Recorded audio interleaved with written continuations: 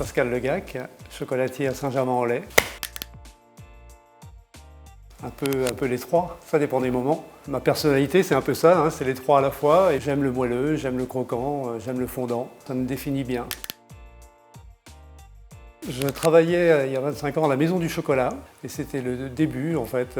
Et j'ai dû préparer le salon du chocolat, le premier salon du chocolat il y a 25 ans. Et surtout préparer la première robe en chocolat pour le premier salon du chocolat. Un moment pour moi qui me donne encore des frissons. Ça me donne la chair de poule d'y penser et d'en parler. Ouais.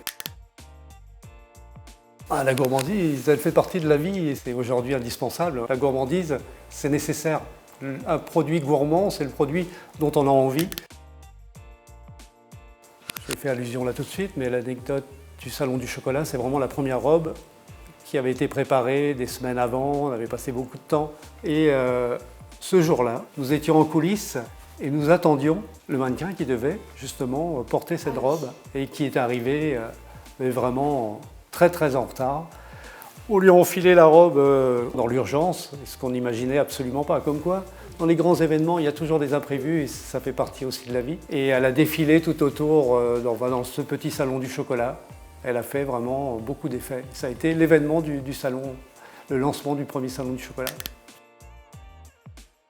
Il n'est pas vieux, il date d'il y a une quinzaine de jours. J'étais en week-end en Alsace chez Christine Ferber. Et là, elle m'a fait goûter un chocolat au café, un frisson. Vous savez, ces moments dont on se souvient toute sa vie, qui reviennent de temps en temps et on sait qu'ils sont éphémères mais tellement importants pour vivre. Un petit couteau d'office que m'avait offert donc Robert Lynx, avec qui j'ai passé 25 ans de ma vie. J'ai commencé dans les années 80, au tout début de la Maison du Chocolat. Et il m'avait donné un petit couteau d'office qui était important pour lui parce qu'il avait aussi gardé toute sa vie.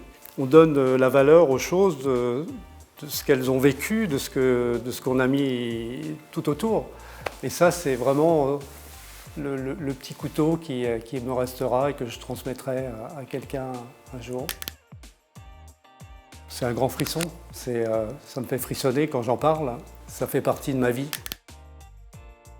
Sylvie Douce, François Jantet ont été tellement généreux avec toute la profession. Il y a eu des grands noms dans la cuisine, dans la pâtisserie. Bon, il y a eu Bocuse, il y a eu Le Nôtre, il y a eu Robert Lynx. Et Sylvie Douce et François Jantet resteront des noms vraiment indélébiles dans le chocolat. Dans l'histoire du chocolat, tous ces gens-là, eh bien, ils seront là à jamais.